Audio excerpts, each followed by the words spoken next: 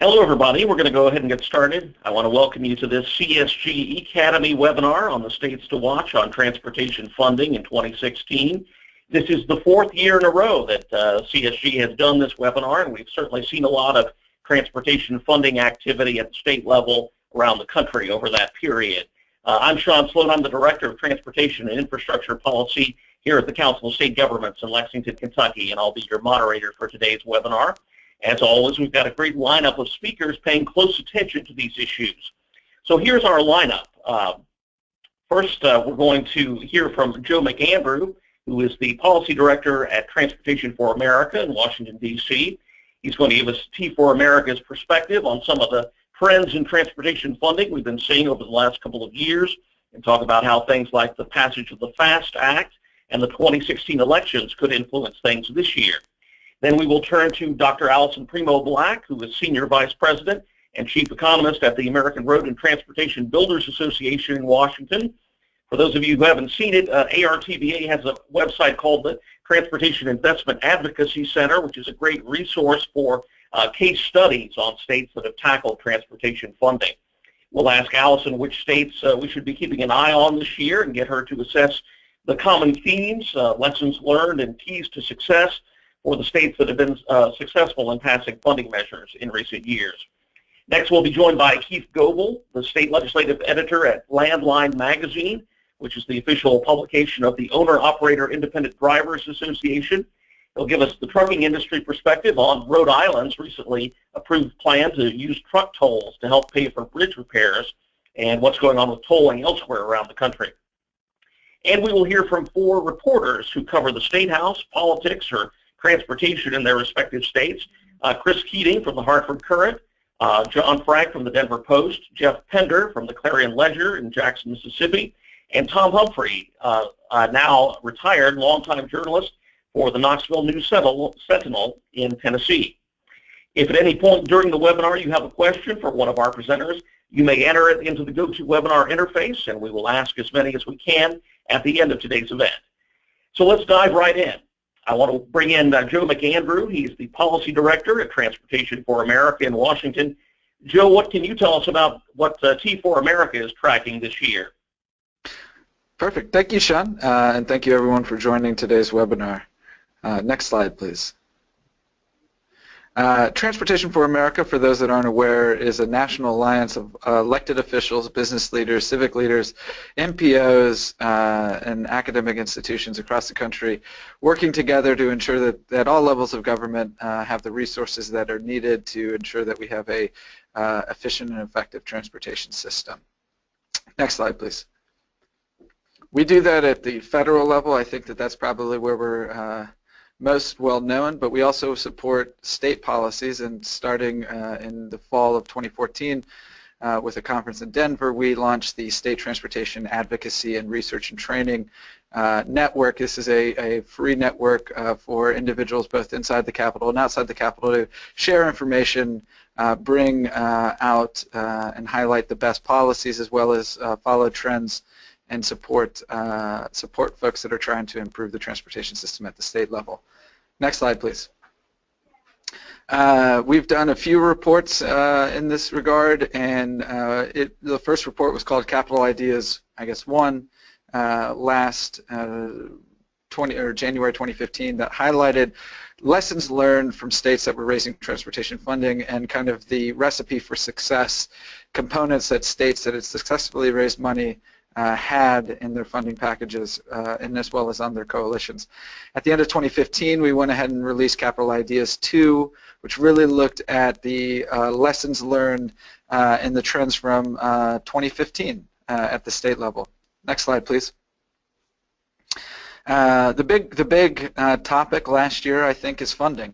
12 states raised transportation revenue in 2015, and most of them were conservative strongholds. We've got South Dakota, Nebraska, Iowa, Georgia, just to name a few, raising transportation revenue at a quick pace. There are many different components for it, but I think that the trend's not going to slow down.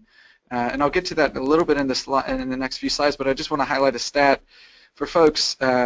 considering the transportation funding gauntlet that's out there, there are a lot of lessons learned. A lot of people think that transportation funding votes are third rail politics that are going to see your way out of office, but we've been tracking this issue for a number of years, and those that have gone ahead and voted for transportation funding packages at their state level, 98% of those that ran for their next election won their next primary. I think that this is an important thing to note, to recognize that the electorate will go ahead and support you if you take the tough votes that are needed to invest in our transportation system. Next slide, please. Other trends that are popping up throughout the country that we found in 2015 are more states are looking to measure performance to achieve desired outcomes rather than, I think the best way to put it, in a hit and hope or a politically motivated funding distribution and project selection process. Many states are looking to try to objectively prioritize their limited transportation funding by using data and other quantifiable measures that support the desired outcomes for the transportation system. Virginia has really led with this. This last year they passed a bill that reformulated their funding formulas to move them from the 1980s up to the 21st century. Louisiana and Texas both looked at performance measure project selection performance bills. Next slide, please.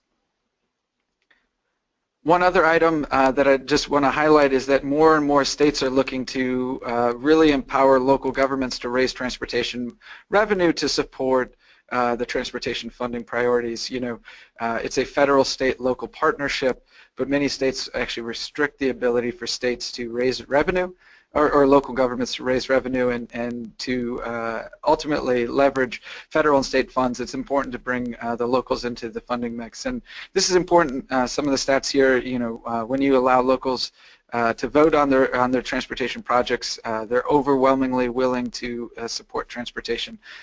Ballot referendums, and the states of Utah, Washington, Georgia, and South Dakota all last year took steps to empower local governments, and I don't think that this is going to slow. Next slide, please. So the FAST Act, how is this going to affect state policies?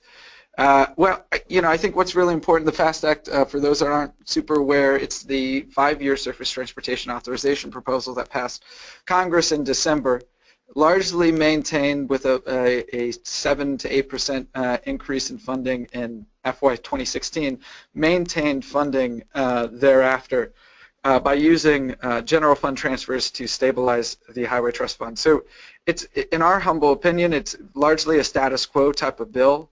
It maintains the same process and structure already provided to states and state DOTs by largely distributing, in our opinion, block grants to state DOTs through formula allocations. Those states have great flexibility in putting those funds towards different projects of their want and desire. So not a lot's going to change there. You know, it did shore up, as I said, the Federal Surface Highway Trust Fund by transferring $70 billion from the general fund deficit expenditures to the Highway Trust Fund and not addressing the user fee mechanism that many folks in our sector had called for. And then lastly, I think more importantly, it gave us 5 years of certainty, but it ultimately put the impetus on the state legislators to come up with greater state funding to address their state transportation needs. And I think that it's not just the state legislature, it's also the locals that have to step up to get their priority projects complete going forward. Next slide. So looking forward into 2016, you know, you guys know best in your state capital what's happening, but we are seeing what we believe to be a slow year in 2016. I think that that's a culmination of a few different things, but really, you know, it's an election year. A lot of folks are not going to be passing big transformative tax increases, I think. And many states have already taken action in the last 3 to 4 years, and many folks are starting to assess and implement what they had done and try to figure out what more needs to be done if they weren't able to complete the full funding package that they needed before. But I think, it's not to say that things won't happen this year, but we're really starting to think 2017 is going to be a big year coming out of the election. Two states that I would keep my eyes on, and there will be many more, but you've got Governor Brown in Oregon that is indicating to the transportation sector there that they will be looking for a big transportation package in 2017. Louisiana, I think that they might try to take this on this year, but really a lot of observers there are looking to Governor Edwards, the new governor there, to shore up the budget situation that they have across all of their state budgets, and then next year maybe look at the transportation side of the house. I think that you will see states respond in targeted ways to address specific programs coming out of the FAST Act. And these are really not going to be super transformative, but it's really to try to open and enable states to be able to compete for discretionary funds coming out of the FAST Act. One, there's a new $1 billion freight discretionary grant program largely targeted towards highway capacity expansion projects throughout the country. That's going to be a competitive grant program. There's an advanced deployment. We think of it as everybody sort of the smart cities competition at USDOT. I think this is really going to be the long-term option or vehicle to fund smart transportation components over the next 5 years. There's about $60 million per year guaranteed money coming through the Highway Trust Fund. Next is the road usage charge program. $20 million was provided through the Highway Trust Fund for folks to look at road usage charge pilots to emulate our good friends out on the Pacific Northwest and to learn from them, and then ultimately hopefully leverage their work and spread tests throughout the country. And then finally, tolling. They went ahead and developed a use it or lose it tolling proposal for a pilot program, and I think that many states are looking to get into the tolling program if possible when these slots come available in a year or two. Next slide, please. But I can't leave you without some parting news and some other information that Transportation for America has been looking at, and it really looks at some basic facts that we all just need to recognize, and they are that the federal program is largely a block grant program given to and controlled by the states. State transportation leadership will be vitally important in the years to come, and that's really because you control your own destiny. The federal government is vested much of the authority as well as the control over transportation funds to the state, and if you are having problems getting your projects done today, it's not largely because of Congress, but rather because of an issue at the state level, and there are different ways to address those issues. But I think that the real hard fact that we all need to understand is that there will never be enough money to pay for every transportation need, want, and desire. So we need to look at policy to maximize our investments to achieve our desired outcomes with our scarce resources. And this is one that's tough for everybody to understand, but it's a real fact, and I think that people are starting to come around to it. So next slide, please. Earlier in January, we released 12 innovative policies, a report on 12 innovative policies that we think that many states should be considering to ultimately leverage those scarce resources to achieve better transportation outcomes. Next slide. And they're really bucketed in different large categories, but they all build off of actual state policies or programs that have been enacted through the state legislature, mostly, and a couple that were ultimately done through the administrative authority vested at the state DOT. They focus on increasing accountability and transparency to build taxpayer confidence, thinking of Virginia's Project Selection Reform Bill, Massachusetts Project Selection Advisory Committee, North Carolina has done something similar. So there's a number of proposals there. Next, transportation is really about improving economic competitiveness and empowering locals to do the same. This is something that's very important. Transportation on its own right is not going to solve all of our economic woes, and we need to think differently about how we're investing. So one item on that I want to highlight here is easing constitutional and statutory restrictions on funding. We have many states that have caps or restrictions on the ability to fund multimodal transportation investments. These are investments that are being demanded by the millennial generation, by the young and the old, to attract businesses, retain a talented workforce. Yet we are capping the ability for us to use our transportation dollars to ultimately invest in those transportation programs that will leverage the greatest return on investment, and we think that that is something that we should and could address in a thoughtful way. Next slide. The last two buckets are investing in innovation and rewarding the smartest projects. I think this is really kind of one of our bread and butter, is something that we think that many states should be looking to, and it's really emulating the highly successful federal Tiger program. Many folks understand the program's merits and the benefits. However, it's an oversubscribed, underfunded program. Some states have really leveraged their own multimodal project programs, looking to Pennsylvania's Multimodal Transportation Trust Fund coming out of their 2013 spending bill. Oregon has a non-highway multimodal competitive grant program in their Connect Oregon program. There's different ways to go ahead and get these things off the ground, but it really allows all transportation stakeholders to see themselves in a transportation funding program if you're going for increases in revenue. And then next, you need to maximize savings through better project development. And this is really, I think, an important thing, and there are two states to highlight here. Tennessee and Washington have both done an amazing job right-sizing projects and utilizing practical design mechanisms to achieve the majority of the expected benefits from a transportation project at a very, very, very decreased cost, saving taxpayer money and allowing the DOTs to get to far more projects than would be achieved through a gold-plated highway capacity expansion project, transit project, et cetera, et cetera. It's really about getting the biggest bang for your bucks. And then finally, I'll just go ahead and highlight the last one, and this is the simplest one. We need to start to think about adopting better street design standards.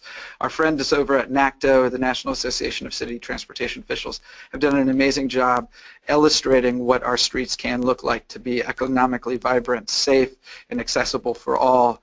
A simple step for many states to consider is just adopting those standards and working with the DOT to implement them.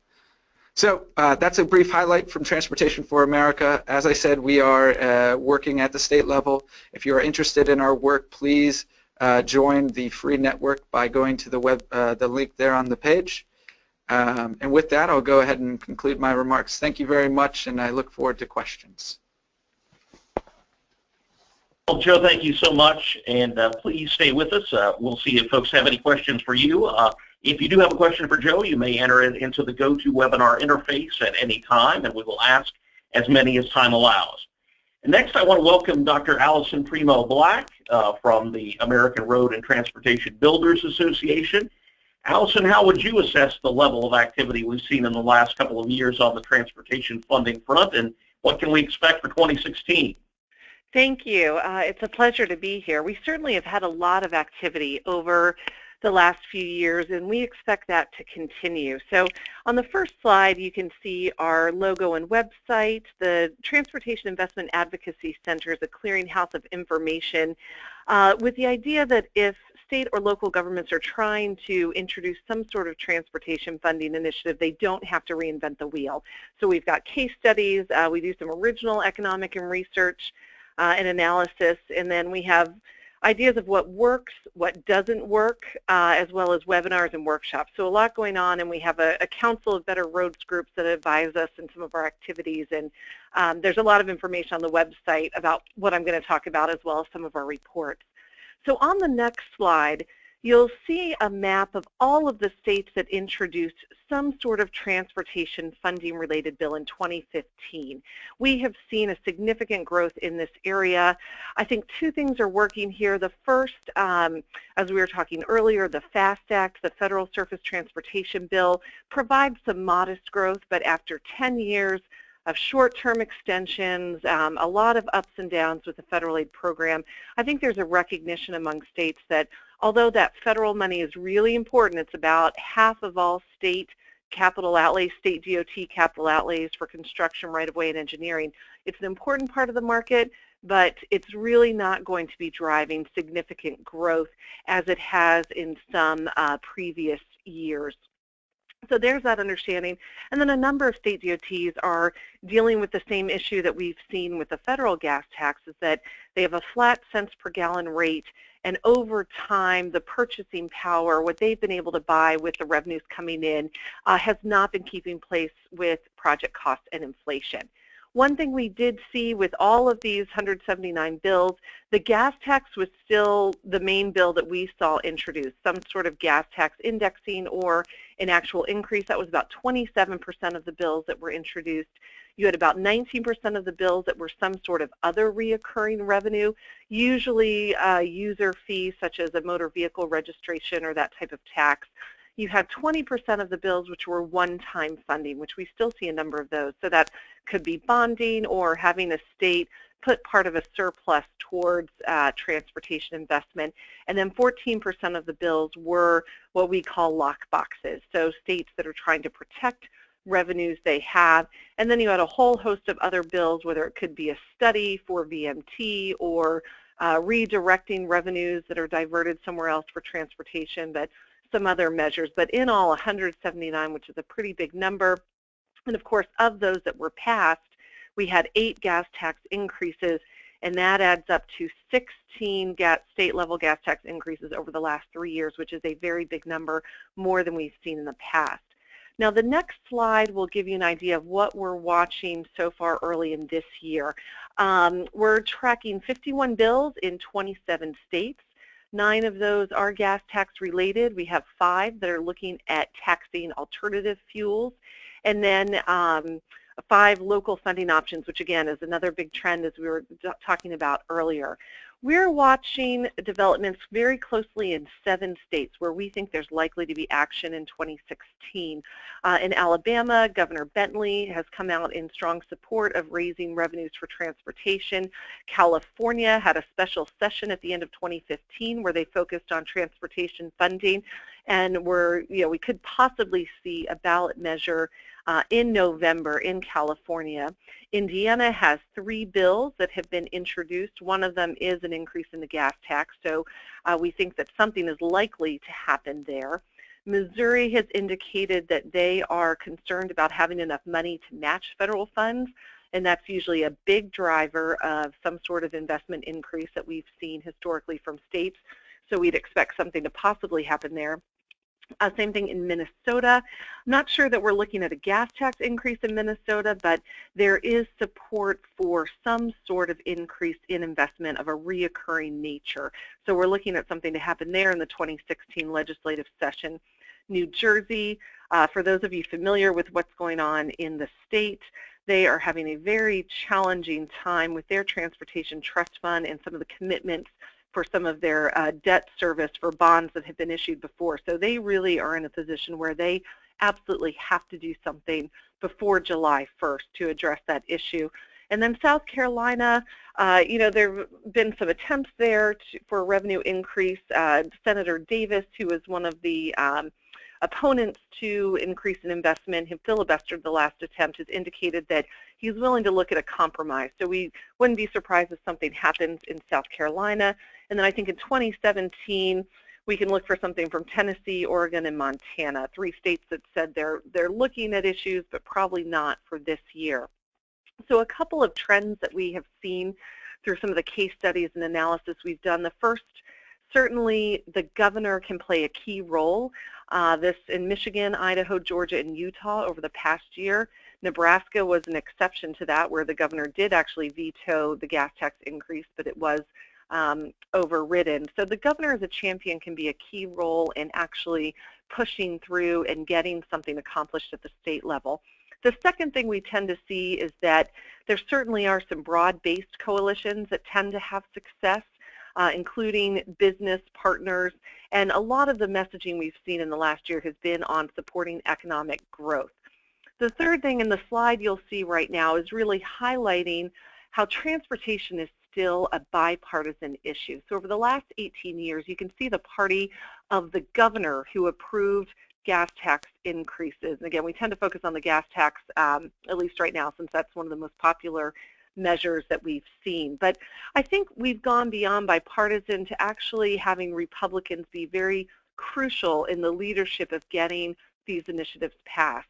Last year, of the 8 increases that I mentioned, 7 were in states with Republican governors, and 6 of those 8 increases were the legislature in the state was actually dominated by Republican control.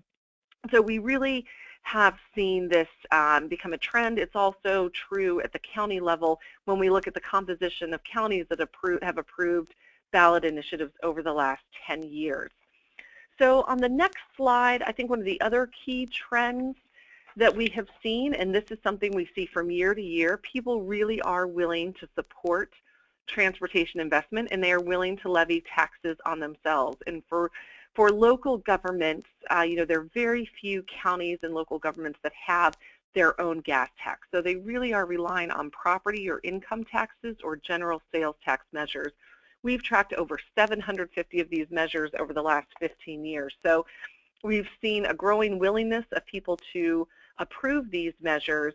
And on the next slide, you'll see just over the last 10 years, we do see on average 72% of these are approved. And I'd expect in an election year, we tend to see a big jump in transportation-related ballot measures. So I would anticipate from what we're seeing so far this year that this won't be an exception. So the next slide is just my contact information, and I'm happy to answer any questions after we hear from the other panelists. So thank you. Allison, thank you as well, and please stick with us. If you have a question for Allison, you may enter it into the GoToWebinar interface on your computer screen, and we'll ask her as many as time allows. Keith Goebel from Landline Magazine joins us now. Keith, Rhode Island was really the first state out of the gate on transportation funding this year with a bill that has now been signed by Governor Raimondo that would pay for bridge repairs, in part by putting in tolls on commercial trucks.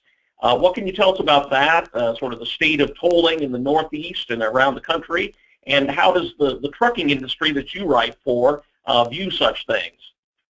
Yeah, good afternoon. Well, to get where we are today, probably first backtrack a little bit. A year ago, Governor Raimondo proposed what it was an ambitious infrastructure improvement plan, and one part of that plan addresses the state's overall bridge condition.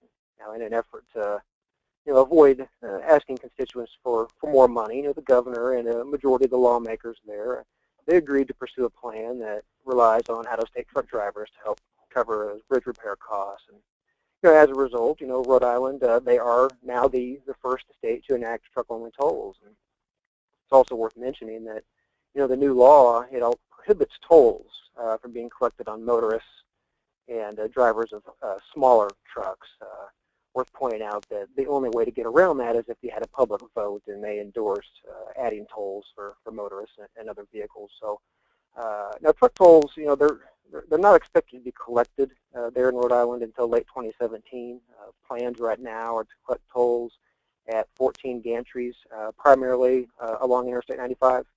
There's a maximum of a $20 fee that would be collected per day from truckers that are traveling one way through the state. However, with all this is going on, it's not all said and done. You have the Rhode Island Trucking Association and the Owner-Operator Independent Drivers Association. They oppose the toll agreement. They say that the governor and lawmakers who support the plan, they're trying to solve the transportation infrastructure issues essentially just on the backs of professional drivers. And these truck groups, they have warned of legal challenges that they will make. They just quite simply question the constitutionality of the plan. They believe that Rhode Island, they need federal approval if they're going to charge user fees on federally funded roads. Now, there is a possible loophole for the state in this. Plans call for adding collection points on bridges, not on roads. So that potentially could be a way for the state to avoid future legal challenges. Now, the Rhode Island Trucking Association, they have indicated that they might wait until late next year to file suit. So we'll have to wait several months into next year before we kind of see where that's going to play out in the long run potentially. Now, charging tolls for road users, that's nothing new in the Northeast. Statewide as well as regional operating authority to toll. It's very prevalent in the region. Just about all of the Northeast states collect tolls in some capacity. Worth pointing out that that is on all users. Connecticut and Rhode Island, those are the only exceptions. They have no toll roads. In addition to what Rhode Island has done this year, there are multiple states that are considering toll initiatives. The Kentucky Senate, they've advanced a bill that would authorize public-private partnerships for states as well as local projects. That tolling authority, that would exclude any interstate project that connects Kentucky and Ohio, namely the Brent Spence Bridge project in the Cincinnati area that has been a hang-up in years past for the Kentucky legislature. And they believe that they've maybe found a way to get a public-private partnership authorization through, again, by excluding that Cincinnati area project. In Indiana, the House, they've approved a bill that would raise the state's fuel tax rate, but it also includes a provision that would allow the state to seek a federal waiver, so they could add toll lanes on Interstate 65, Interstate 70, as well as Interstate 80 and 94. In Illinois, the governor wants to authorize a public-private partnership to add managed lanes along the Stevenson Expressway there in the Chicago area. And then you look in West Virginia, there's a bill that would allow the state to keep tolls in place on the turnpike there. As it is now, tolls are slated to go away in 2019. And then you have in South Carolina, there's a bill that calls for putting toll booths on a portion of Interstate 95 where it crosses Lake Marion, which is in the central part of the state. Truckers say that location, they have a problem with that. They said that location is clearly intended to target through traffic. So that leads us to how the trucking industry views tolling. Well, the trucking industry is largely opposed to tolls. Truck groups, they point out that truckers already foot quite a bill to travel through states. They say that, quite simply, any assertion that they do not pay their fair share is uninformed. While truckers, they may not buy fuel in a state, they're paying whatever the state's fuel tax is for every mile that they run in that state. And they're also responsible for other taxes and fees that, notably, other motorists, they are not responsible for paying those taxes and fees. In addition, you have truckers, and they say that they just simply cannot charge more to cover their expenses. Competition for loads, they make such fee increases that truckers say they have to absorb, makes it difficult. So as a result, when possible, truck drivers, they will look to divert to toll-free routes. Oftentimes these routes they're just less capable of supporting heavy vehicles, and then as a result, you have actual revenue that's generated from the tolls that the states anticipate being far less than what they believe would occur. Now, one final point, I'll go back to Rhode Island. There was a survey of nearly 400 members of the Owner-Operator Independent Drivers Association, not only in Rhode Island, but other Northeast states, and that survey found that 3/4 of truckers said that they would just avoid Rhode Island if the state adopted those truck-only tolls. So thank you. Great, thanks, Keith. If you have questions for Keith, again, please send them to us via the GoToWebinar interface on your computer screen. We will collect those here in Lexington and ask them at the end of today's webinar. Chris Keating is with us this afternoon as well. Like Keith, he is a veteran of one of our past States to Watch webinars. He is the Capitol Bureau Chief for the Hartford Courant. Chris, Governor Dannel Malloy has an ambitious plan to tackle transportation projects there in Connecticut. What can you tell us about the status of efforts to find ways to fund those plans this year?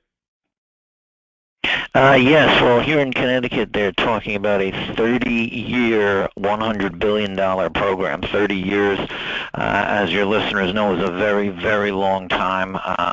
No governor in Connecticut modern history has been here for more than 10 years. So 30 years is a tremendously long period of time. They're right at the infancy of it right now. They're in the planning stages of a lot of it. Some projects, widening I-84 and the Waterbury area, if anybody knows where that is already going on. So certain projects are already going on, but the bulk of it has not quite begun yet. It was interesting, as Joe McAndrew said in the beginning, that 2016 is an election year, and frankly, it might not have any big taxes or big tolls. That is also the case in Connecticut. I've been told by the Senate President that there would not be any votes on tolls before the 2016 election.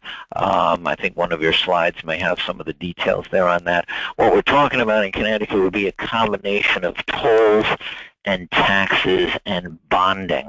Back to the tolls, they're claiming the governor had a transportation panel that came up with certain recommendations, and part of those recommendations were that 24% of the tolling money would be paid by heavy trucks. And Keith was just talking about the truck-only tolls in Rhode Island. Excuse me, I'm personally aware there was a class action lawsuit regarding the Newport Bridge in Rhode Island that I think is still going on. They were charging lower prices for the Rhode Island residents, and that was deemed to be unconstitutional for anybody, you know, frankly, driving in from Connecticut to go on vacation in Newport or whatever. So I wouldn't be surprised if there were future legal challenges that he mentioned, because there have already been legal challenges regarding the tolling on the Newport Bridge and how that came about.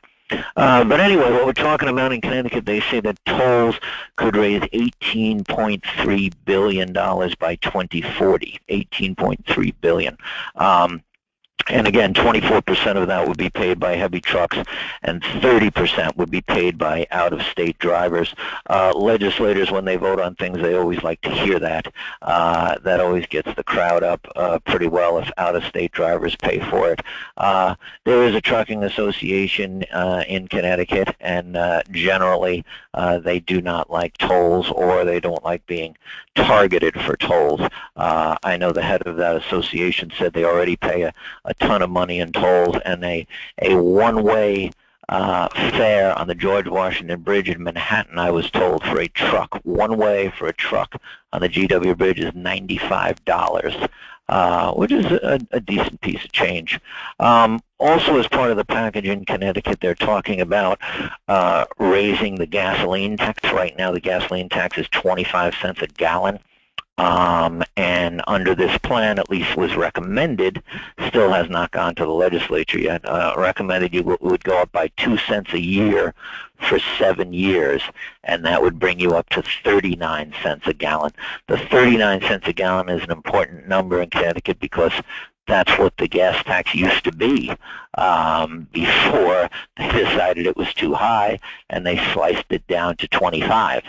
So now they would go back up again from 29 to the same symbolic and actual number of 39 cents a gallon, which is what it used to be under Governor Rowland many years ago before they started cutting it.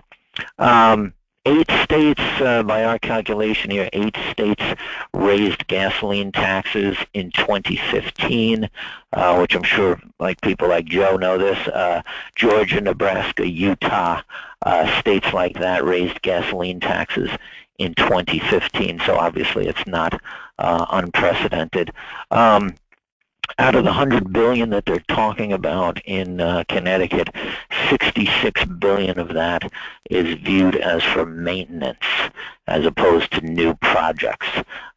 Maintenance, which may be an overstated term. Maintenance just doesn't mean, resurfacing the road. Obviously, it's a lot more detailed than that. There'd be a lot of resurfacing for $66 billion.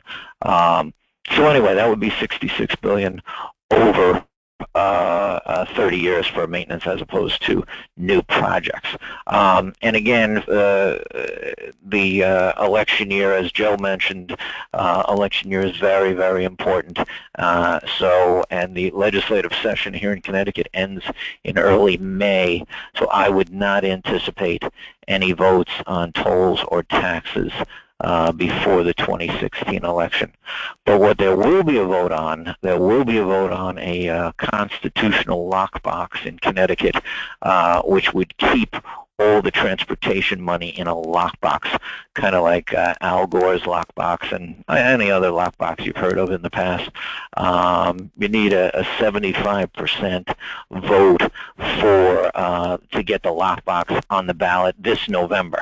So that's what they're hoping to get. In other words, a 75% vote in the legislature to get a constitutional amendment on the ballot for this November, and they're hoping for that because there's generally in a presidential year the turnout is much, much higher. So that's what they're trying to do. So a lot of legislators will not vote to increase any taxes by any amount of money until there's a lockbox in place, meaning that any money raised for transportation purposes would be spent on transportation purposes. That's the whole point of the lockbox. But anyway, I'm sure there's a lot more than that, but I will defer to the next speaker. Well, thanks, Chris. We want to turn now to John Frank. He is a political reporter for the Denver Post in Colorado. He's also the newspaper's craft beer writer. And for those aspiring journalists who may be out there, that's what you might call the greatest beat ever. Maybe we'll put him on the spot later and have him recommend a good IPA for us. But first I want to ask about where things stand with the transportation funding options this year in the Centennial State. John, what can you tell us? Thanks for having me, and I'm happy to offer suggestions on anything at the end. In Colorado, as you've heard elsewhere, it's a question about where to find the money. Our State Department of Transportation here says it needs about $1 billion more a year to meet its road needs. Colorado, of course, is one of the fastest growing states in the country right now. A couple other numbers to keep in mind. Our transportation budget right now is about $1.3 billion. We spend about $69 a person this year, according to the State Department of Transportation. And that's compared to $126 back in 1991. So these are the numbers that the state is using to make the case to get more money. Of course, we've been hit with the same declining gas taxes as our main funder of road improvements and constructions. So moving through the legislature this year, about 4 main and in many ways competing proposals. There's a move to fix the current system in which the state of Colorado sends about $200 million general fund dollars, tax dollars of course, a year for 5 years toward roads. That was a trigger put in law a few years back that has not taken place yet. You have to keep in mind as part of this that Colorado has TABOR, the Taxpayers' Bill of Rights, and very strict spending limits and revenue collection limits. The second idea would be a $3.5 billion bond package. This is a proposal being pushed by Republican lawmakers here that died last year. The governor has warmed to this. The governor, John Hickenlooper, is a Democrat here. The governor has warmed to this a little bit, but he says he'll only do it with a new dedicated source of revenue. So again, some kind of general fund mechanism or tax mechanism that can help pay the interest on this bond package. It's important to note that that would need to go to the ballot. The next 2 ideas are also ballot ideas, and most of them are coming from outside the building, from the road contractors as well as other transportation interests. The first would be to raise the gas tax. Again, another measure that would need to go to the ballot. The lawmakers are not likely to put such a measure on the ballot, so there's discussions outside the building about gathering petition signatures and whether to go this route. The competing groups, all working toward the same goal though, are considering a ballot measure to pass or to raise the sales tax, a dedicated sales tax for transportation. This is still taking shape. Some early versions that did well in polling, I'm told, included a reduction in the gas tax in exchange for a sales tax hike. But we've yet to see any final language for a ballot initiative to direct money toward transportation funding. Right now we're at the crunch time though. We haven't seen anything yet because these interest groups are trying to work the lawmakers. We're about 1/3 or more through our legislative session here, and we have not seen any of these measures introduced as bills. So as the days go on, we'll look more and more for outside efforts to drive this transportation funding question. One thing to keep in mind here, and this adds a level of complication, of course, is that all this is mixed up in a larger budget fight here in Colorado, revolving around trying to get enough money under our state revenue limits to fund government and its growth at the current levels. There's a debate involving the hospital provider fee. It's a tax paid by hospitals, I know, well outside the scope of this call. But the governor is tying it to this transportation funding, saying if we can do something to fix the fiscal mechanisms around that fee on hospitals, that money can go towards transportation. So transportation is at the center of a lot of what we're hearing this year, but no clear consensus has emerged around any of these plans yet. Again, happy to answer questions at the end. That ran through that pretty quickly, of course. Well, thanks, John. Just a reminder, if you have a question for John or any of our presenters today, you may enter it into the GoToWebinar interface on your computer screen. We'll collect those here in Lexington and ask as many as time allows at the end of the program. We want to head next to Mississippi and talk with Jeff Pender. He is a political editor for the Clarion Ledger newspaper in Jackson. Jeff, we know that Governor Phil Bryant has called for a fuel tax increase, and where do things stand with that here in late February? Yeah, no, actually, that would be kind of overstating what Governor Bryant's done. We've had we have a push. We're currently about a third of the way through our 2016 legislative session. We have a push by our statewide Chamber of Commerce, basically, calling for they don't specify what, but some kind of tax or fee increase to provide at least $375 million in maintenance funds. Governor Bryant has said he might agree to something like that. He has said from the beginning, though, he would only do that if there were a corresponding and equal tax cut. And when MEC first brought forward its plan, they were hoping that a proposal to cut a corporate franchise tax might sort of suffice as a swap. And Governor Bryant has more recently said that he wouldn't go for that he wants what he's calling a blue-collar tax cut for working folks to correspond with that. So that makes what would have already been a difficult issue, a difficult sell, even more difficult. Anyway, overall, our situation here is like any other state. We're lacking funds, certainly for new roadways, but also we starting in the 1990s had a pretty ambitious, we're a rural state obviously, but had about a $3.3 billion plan and built a lot of four-lane highways in areas that did not have such access. Added over 1,000 miles of four-lane highway, 3,000 lane miles, however you want to look at it. One thing we didn't do was have any plan or any funding for maintenance. So a lot of those new roads that we built, we figured we would get back to it someday with maintenance, and that hasn't happened. In the meantime, we face the same problems as many or most other states.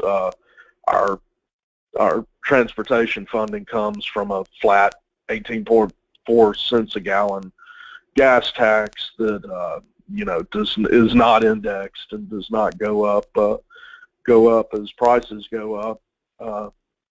Our transportation leaders are saying that we need at least $526 million more a year. That's obviously way more. That's in maintenance. That's obviously way more than even MEC is proposing to our legislature. The real politic of the situation here is that it's a really tough budget year. We've got a lot of education and other competing needs, And we also have a new batch of Republican lawmakers, our first ever 3/5 supermajority in our state house since more than 100 years. And a lot of these folks, I think, are going to be hesitant to make raising any kind of tax kind of their opening act for their first year after election. What we have right now is, like I said, our Chamber of Commerce, MEC, is championing some kind of increase. We don't have a champion otherwise among our legislative leaders or governor at this point. They're not so far really pushing this. I don't know if I've seen some pretty dire projections for what's going to happen with our roads if we don't find something. But I don't know if we've gotten to the point yet that it's that it's going to bring action yet. Of course, if we're being warned, if it's put off, it's just going to get worse. Our Chamber of Commerce, when they proposed an increase to cover more of this, they didn't propose any single way to do it. They didn't propose a gas tax or whatever else. They put out a menu of, okay, if you raise this, this is how much it generates. That list, and I think it may be on a different slide, it's not up right now, but that list shows part of the problem. 1 cent per gallon increase in our fuel tax would only provide $21.7 million. You can look down a list and see that it would take some pretty big hikes no matter what you do, and it would probably have to be some kind of combination. So given our politics right now, that's going to be tough. Like I said, we're about a third of the way through our legislative session, and so far it hasn't been fully enjoined. The way our deadlines are, still a ways to go on bills with bonding and taxes and such as that. So we'll see. Another situation we have, again, same as many states, is, and I heard it mentioned before, our local governments have absolutely no authority to raise any kind of taxes to pay for infrastructure.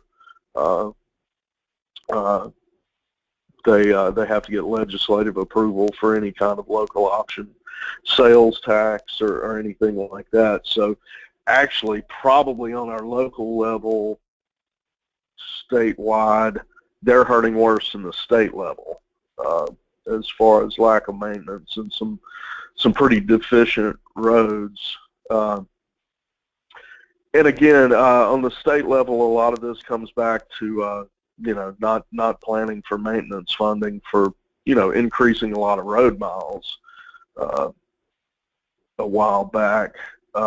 Excuse my voice. We're waiting to see what happens this session. Like I said, at this point, it's maybe there will be some big push and somebody come forward, but at this point, it's looking a little doubtful as to whether we'll get real action or see any kind of tax increase this year. I think again, from some of the things I've heard, we're kind of in the same boat of a lot of others, except probably a little worse, given our state being a poor state and a rural state, and so we're trying to figure that out. Another thing I mentioned is one of the first things I wanted to mention is another one of the first things you hear here, and I heard it mentioned by other panelists, is a first reaction is we need to make sure our DOT is operating efficiently, not wasting money. There's a push on here overall with our state budget to move towards performance-based budgeting and measuring outcomes. And MDOT is one of the first that they're truly looking at to go that way. And it may be that this year they have to come up with some kind of something along those lines to where everyone can rest assured that MDOT is working in a proficient manner and building roads where they need to be built before lawmakers might go for any kind of tax increase. Otherwise, I guess I know I ran through that fairly quickly, but that's basically the outline of what's going here. Sounds similar to a lot of other places. We don't have toll roads, and we have some enabling legislation that was passed a few years ago, but at this point they're not really an option to us. And honestly, we're looking, most of what I've covered, we're looking at maintenance. I don't think we're really even at this point able to talk about expansion and new projects. We're trying to figure out how to maintain what we have. Anyway, I will turn it back over to the panel. Well, thanks, Jeff. If you have a question for Jeff or any of our guests today, please type it into the GoToWebinar interface at any time. Last but not least, we head to Tennessee and welcome in Tom Humphrey. He is the former National Bureau Chief for the Knoxville News-Sentinel, and despite retiring in 2014, continues to blog. Tom, last year we heard a lot about Tennessee Governor Bill Haslam and Transportation Commissioner John Schroer traveling around the state trying to drum up support for either a gas tax increase or some kind of transportation revenue measure, but it didn't seem to be getting much traction with legislative leaders. Is a gas tax increase completely off the table for 2016, and are lawmakers considering anything else in terms of transportation funding? Yeah, it's pretty much gone this year. You're right.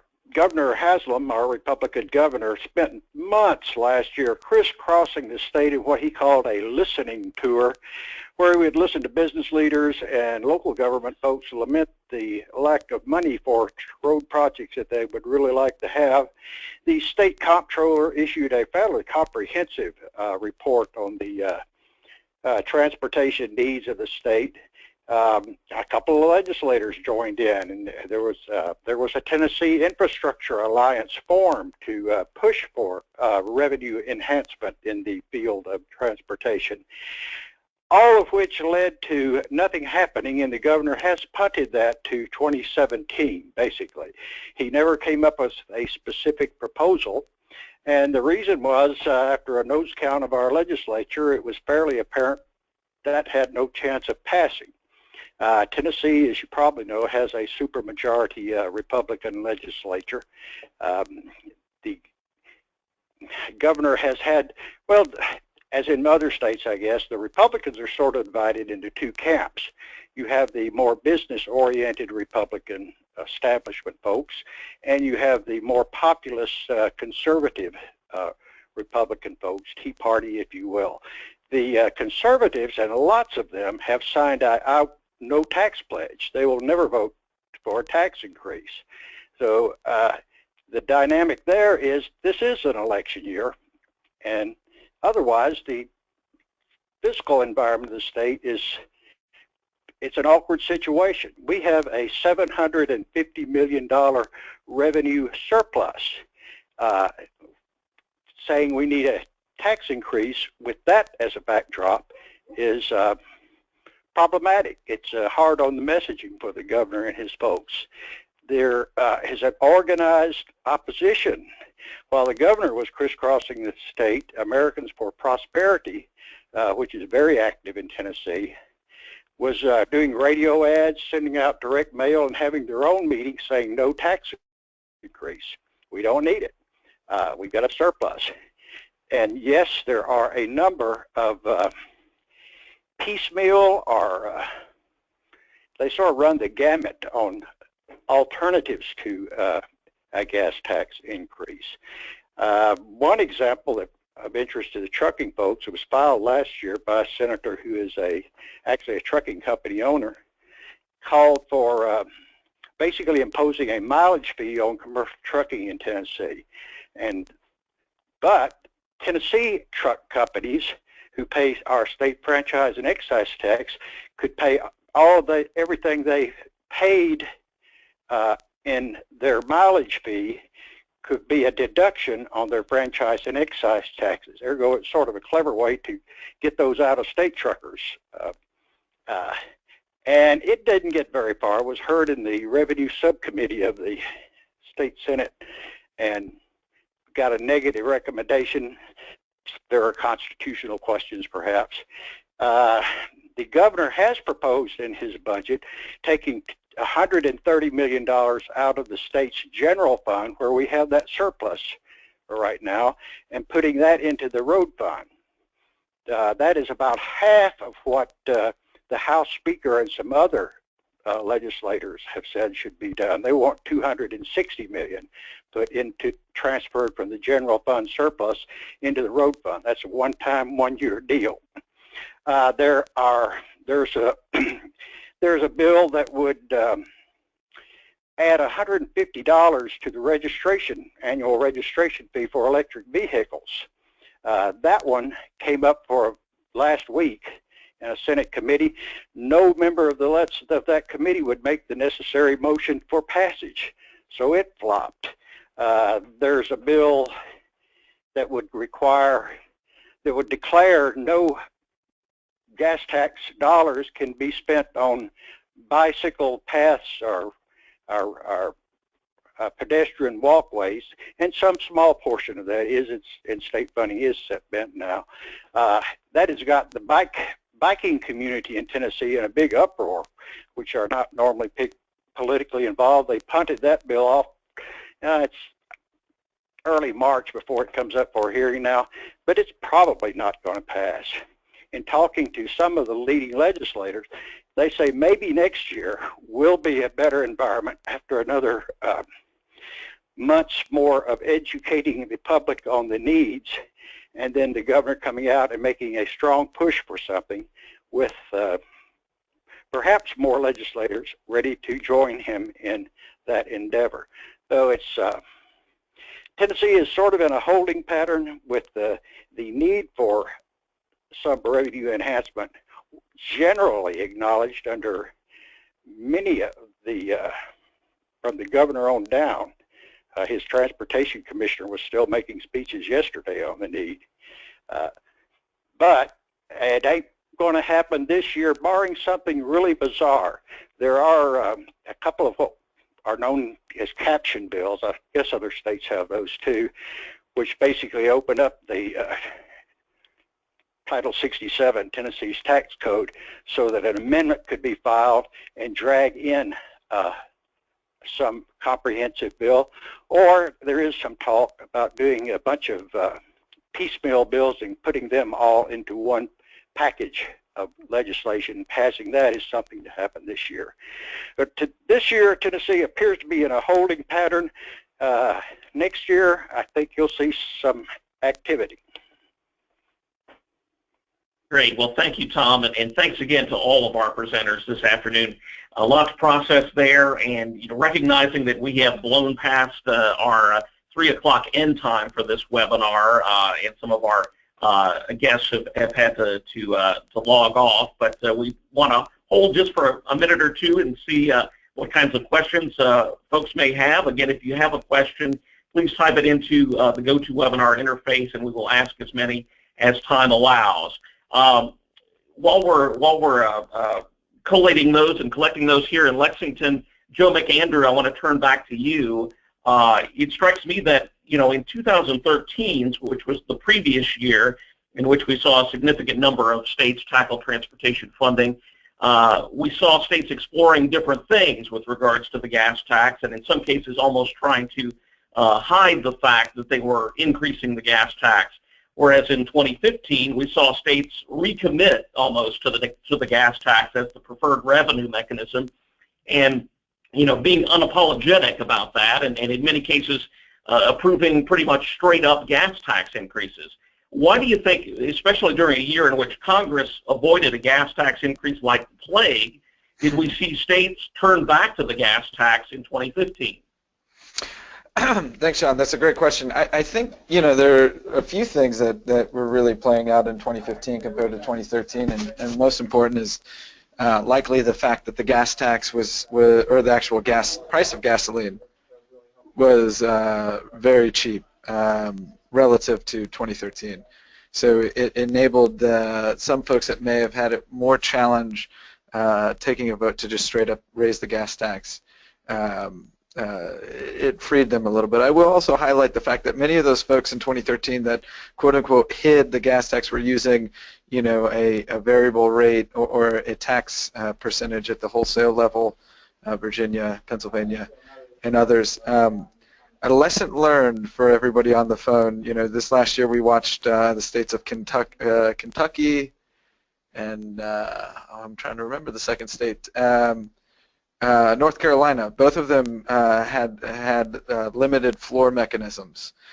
So if you're going to go ahead and tax a percent of the wholesale barrel and you don't have a floor to cap a minimum amount that's coming in, you're ultimately going to continue to lose money and be less predictable in terms of your investments as the gas tax or the price of gas goes down.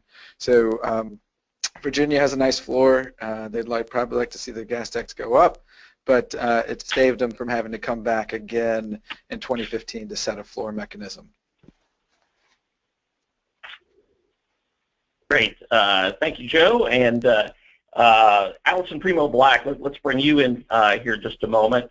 You and Joe and others also talked about the efforts to empower local governments to raise revenues and tackle transportation challenges, particularly through ballot measures.